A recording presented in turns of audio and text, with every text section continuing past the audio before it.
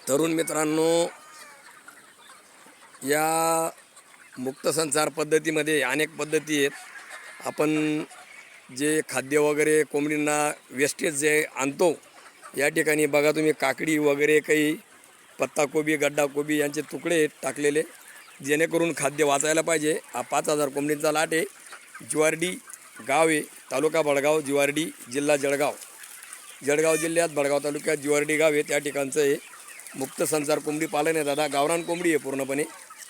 तर या ठिकाणी बघा तुम्ही एवढी छान व्यवस्था केली। छोटे छोटे शेड पण उन्हाच्या टायमाला कोंबडींना छोट्या छोट्या जागेमध्ये बसता यावं, जेणेकरून या ठिकाणी व्यवस्था केली गेलेली आहे। तरी तरुण बांधवांना जर व्यवसाय करायचा असेल तर अचानक मोठ्या व्यवसायामध्ये उतरू नका दादांनो।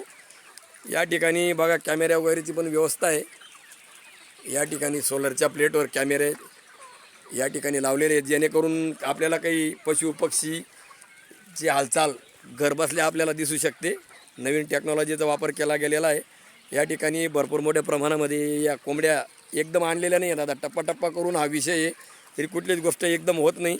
त्यासाठी तरुण बांधवांनी या व्यवसायाकडे उतरायचं असेल तर छोट्या प्रमाणात चालू करा, कारण आपलं छोटं शेडच आपल्यासाठी फार मोठं शेड असतं, कारण एकदम मोठा घास घेता येत नाही। आपण कुठेतरी 5000 10,000 20,000 पक्ष्यांचा लाट बघतो आणि तेवढ्या प्रमाणात करायला जातो आणि परिणामी आपलं नुकसान होतं।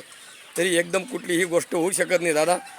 तरी छोट्या खाणी का असे ना, आपल्या 10 बाय 10च्या शेडमध्ये सुरुवात तर करा तुम्ही। सुरुवात करणं गरजेचं, एकदाची सुरुवात झाली ना तर सर्व गोष्टी ऑटोमॅटिक होतात। तरी तरुणांना उतरायचं असेल, हे गोट फार्मिंग असो कोंबडी पालन असो, तरी स्वतःचा व्यवसाय हा स्वतःचा व्यवसाय असतो दादा। या ठिकाणी बघा या स्ट्रक्चर पूर्णपणे वरती बसण्यासाठी कोंबडींना केले गेलेलं आहे। संपूर्ण कोंबड्या डबल मजली टाईप ज्या बसत आहे या ठिकाणी बघा। या ठिकाणी सर्व वरती याप्रमाणे बसलेल्या आहे कोंबड्या। तरी इंगल बनवलेले आहेत, म्हणजे कमी जागेत जास्ती कोंबड्या बसतील यासाठी वरचं स्ट्रक्चर बनवलं गेलेलं आहे। आणि अतिशय छान अशा बसलेल्या आहे कोंबड्या। खाली अजून कोंबड्या उभ्या आहे आणि बाहेर यापेक्षा 3 ते 4 पट कोंबडी अजून बाहेर जी चरती ही पूर्ण कोंबडी ही वेगळी, म्हणजे एवढ्या शेडमध्ये ही पूर्ण कोंबडी बसेल दादा। कारण खालीवर डबल ठिकाणी आणि चढण्यासाठी त्यांना हे बघा या ठिकाणी चढता आहे कोंबड्या। हे बघा तुम्ही याचं चढण्यासाठी केलं गेलेलं आहे। तुमच्यासमोर कोंबड्या चढत आहे, हे बघा एक एक करत ऑटोमॅटिक कोंबड्या वर चढतात आणि वरती बसण्यासाठी ही जागा आहे।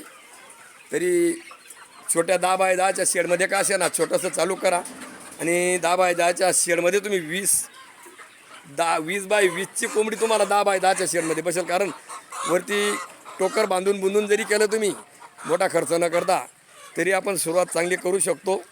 कुठलीही गोष्ट छोट्यापासून चालू होते। त्यामुळे तरुणांना उतरायचं असेल तर काळजी घ्या। पाण्याचे भांडे वारंवार धुवा। पाण्याच्या जे टाकी असते त्या टाकीवर सावली पाहिजे।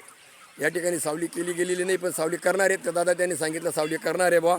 आणि पाण्याचे भांडे पाण्यामध्ये वेळोवेळी टाकणाऱ्या पावडरी आणि इतर मेडिसिन, जेणेकरून कोंबड्या आजारी पडायला नको। आणि इतर जे आपल्याला जे लासोटा गंभोरा आहे सुरुवातीचे 7व्या दिवशी 13व्या 14व्या दिवशी जे आपण डोळ्यात टाकतो ते लसीकरण करणं गरजेचं आहे। ज्याप्रमाणे आपण कोंबड्या या मॉर्टिलिटी होते, ज्याप्रमाणे डोळे सुजतात, डोकं सुजतं, कोंबड्यांची हागवण होते, पक्षी पखं सोडतात, असा लंगडत चालतो पक्षी, असा उठबस करतो, अनेक लक्षणं आहेत। ते लक्षणं वारंवार लक्ष ठेवणं गरजेचं आहे। तेव्हाच हा एवढा व्यवसाय मोठ्या प्रमाणामध्ये रूपांतर होत असतं। एकदम हा व्यवसाय होत नाही दादा या ठिकाणी। तरी तरुणांना करायचा असेल व्यवसाय तर छोट्यापासून सुरुवात करा, नक्की सक्सेस व्हाल। नमस्कार। व्हिडिओ आवडल्यास लाईक करा, फॉलो करायला विसरू नका।